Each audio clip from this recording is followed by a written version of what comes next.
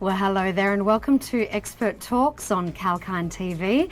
I'm your host, Rose Jacobs. Now, this is a show where we meet experts and industry leaders from right across the globe to share their knowledge, advice and insights, all helping you build your own success stories in business and investment. Today, we're looking at how Australia's oil and gas industry is doing, and I'm very pleased to introduce our guest today, Kane Marshall of Bounty Oil and Gas. Hello, Kane, and thanks for joining us. Pleasure. Now, your background is in petroleum geology, finance and petroleum engineering. You've spent 15 years of broad experience in the upstream oil and gas industry, and you've covered all aspects of management, exploration, development and production.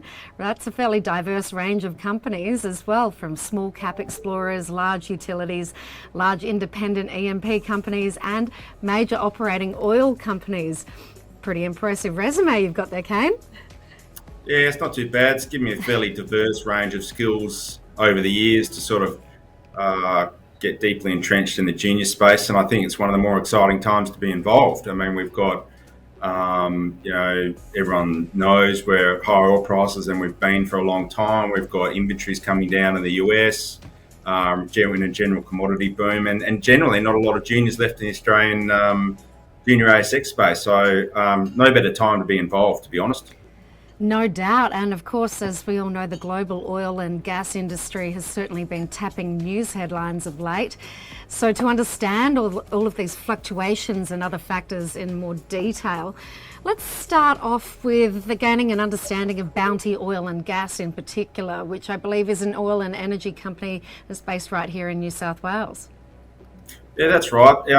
Look, Bounty's been listed since the late 90s. At that time, it was listed by Ted Elliott and Tom Fontaine. Ted went on to success at Hardman. In fact, Ted's now passed away. I was involved in a previous company that Ted floated.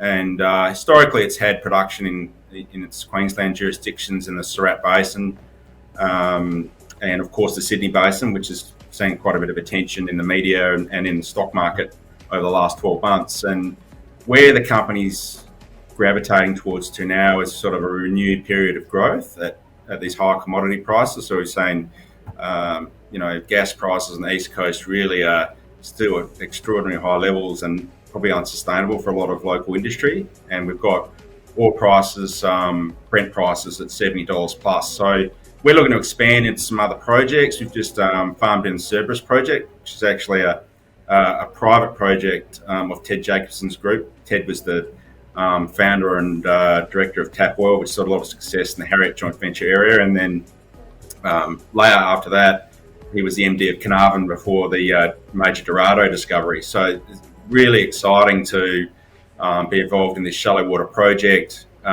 with people with track records like Ted, and also getting his experience and know-how of not only how to grow juniors, but also working up really big sort of shallow water prospects that really get the market excited. So that's sort of where Bounty is. It's gone through a period of having some production of say $2.5 to $3 million a year, which we'll have in the next couple of years, but growing that into a more active explorer and developer. So I think the stock doesn't reflect what's going to be happening next year, but it's certainly an exciting time for the company. No doubt, plenty of expansion on the cards there, as you've mentioned, both exploration of onshore and offshore oil and gas resources. So the obvious question is, how have recent times with the pandemic really affected this Australian oil and gas industry? Look, it's been very difficult, and one of the major issues has been how you plan for lockdowns and operations and supply chain and issues and logistics and moving people and equipment. If you are drilling, onshore particularly, it's been very challenging. In the last Perth Basin campaign, the other operators, I know there've been a number of challenges on moving people, rig moves and things like that. We saw early last year in the US, WTI futures contracts going negative. All sorts of concerns about the demand outlook for crude oil. But having said all that, what people forget is that annual demand is still going to be 100 million barrels a day, and there's no new supply. So I think we've got through the worst of it. In fact, you could argue that a lot of this is actually helping buoyant oil prices because there's been a deferral of major capex projects offshore Gulf of Mexico. All the shale sweet spots have effectively been drilled out, and there's been a lot of deferred drilling there. So it's been incredibly tough, and we're not been immune from a lot of the issues, a lot like the mining companies. But it's I think we're through the worst of it. I think a lot of the operators have now managed a lot of these uncertainties and have certain contingency plans in place. So it really has affected us quite badly. We've seen a lot of people drop out of the workforce. But I can only see commodity prices going in one direction from here. So I think it's a really great time to be exploring developing for hydrocarbons. Certainly a lot to be watching out for in the immediate future, and a great reminder, Kane, as well, to keep sight of that bigger picture perspective. So as you mentioned, obviously the recent global oil prices have been skyrocketing. Let's delve into the primary reasons for such extreme price hikes, and as well, what do you envisage for the industry's immediate and also longer term future? Well, I think there's sort of always two factors here. One is new supply, and two is the US dollar and what people think is going to happen in capital markets and the US economy coming out of this other side of this pandemic. Stronger US dollar price tends to affect oil prices, but I think underpinning it all is really we're going to see the return of OPEC as a superpower to the whole oil picture. We're seeing a big ESG focus, particularly in continental Europe. People forget that it's only 20% of supply goes towards transportation. Crude oil products go into a lot of other basket of goods, and that's why you're seeing CPI being affected so dramatically in the US, and people talking about inflation. So without new supply, the deferral of capex projects in Gulf of Mexico, western margins of Africa, a lot of the major unconventional resource plays being drilled out in the United States, and rig count not really reflecting high commodity price in the US. We're seeing a lot of capital discipline. We're seeing shareholders really focusing on return of capital and paying back debt. So OPEC trying to, even if they could potentially increase supply, that may not necessarily be the case to keep up demand. They may have actually, a lot of these major oil fields are in severe depletion.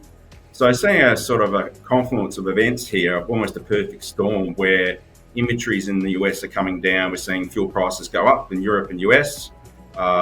Major developments are not really on the horizon, and major operating oil companies are ceasing exploration. So we've got a void here where juniors and independents and private equity backed consortia are going to start picking up the slack here. So it's a confluence of many factors which are driving oil prices, and I think it's a common sort of theme in the industry. I think we're going to see oil prices north of $100 here in the next 12 months. And if you've got over $100 oil in Australia, I mean, you're doing something wrong if you can't make some money. An interesting prediction. It's very exciting times, and I love your description there of the perfect storm.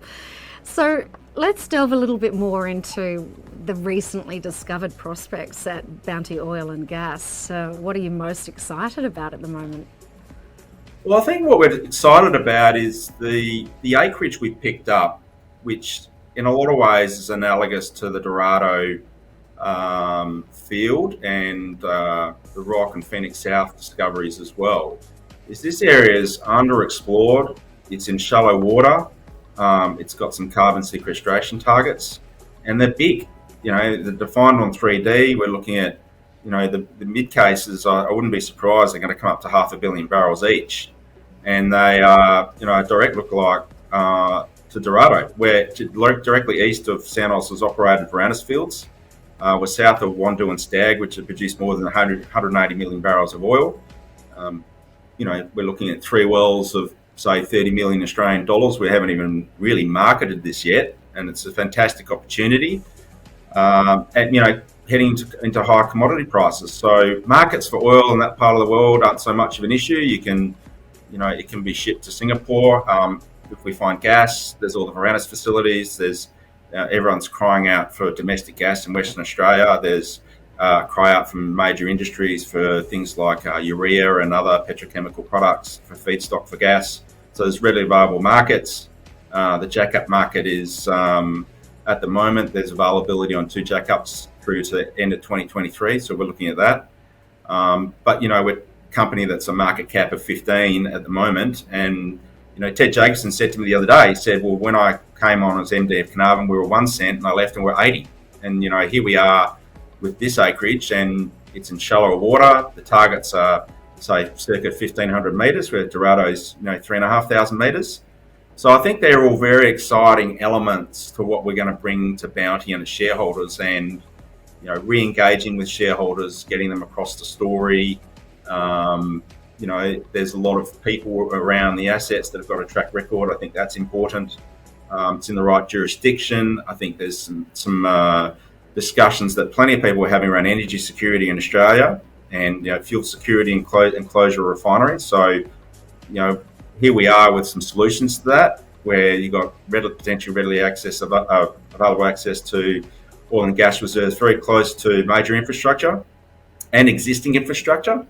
So I think they're all things that are very simple and easy to talk to the audience about, outside of the current suite of assets which are providing revenue. And in those current assets, we may build that out, even increase production in some of the older assets in the Bounty portfolio off the back of all this. So we are certainly a very aggressive growth phase with exciting projects, with good people, in a great jurisdiction to operate in Western Australia. Sounds like a healthy recipe for success there, I can say, Kane. So now your project Cerberus has ventured into new prospects with the adjoining hands, as you've mentioned, with Ted Jacobson, and this sounds extremely promising. What are the advantages that we can expect to see from this deal in particular? Well, I think what we now team up with Ted's team is we've got real technical know-how around the Carnarvon Basin, teamed up with Bounty, where I've got a track record of being executive of operating oil companies, keeping costs down. So it's a very good recipe to try and, we are intending to execute these wells late next year in a cost-effective way. We are able to do things that a lot of other operators cannot do because we've got a lower overhead, as the likes, Santos and all these other adjoining operators, even Vermilion and Jadestone, who are regarded as a low-cost operator. So it's not just the project as well, it's the fact that because we're bringing in the coastal people, particularly Ted, we have access to a lot of other ideas and a lot of other ideas around potential other acquisitions. And, at the right time, depending on, where the market capitalisation is of Bounty, we will be actively seeking other acquisitions and funding and looking at other various funding mechanisms. So it's not just Cerberus that brings us the excitement of Bounty, it's the people. And I think what investors do is they back the people, and that's really, really critical to getting people to buy in what you're trying to do. So we're trying to get this company from a market cap of 15, next stock will be 30, 40, and then into drilling next year looking 50 to 100 million, and that's something that's realistic, digestible, and something we can't, we're not over promising. So I think it's the people and the projects, and that's all. It's a very important cornerstone of a successful oil and gas company. So would you say that that's exactly the formula for what you're aiming to achieve for the year 2022 with Bounty Oil and Gas's plans? That's right. So we just opened up an office here in Perth with the coastal guys and us, and we're actively, moving forward with the Cerberus project. We're looking at other opportunities. So I think that this time of year, it's all about, let's bed things down for next year and plan for next year. And that's the plan for next year, is to not only look to execute the drilling part of it, but what else can we complement the portfolio with? What are the right commodities to be in? It may not just be oil and gas. We may look at some things like natural hydrogen. We may look at gas storage. There's plenty of other opportunities that will resonate very well with investors around energy security in Australia. So, I think that's a very simple plan that we can execute next year, and that's what people want to see in microcaps. They want to know exactly what it is you're doing and when you're doing it.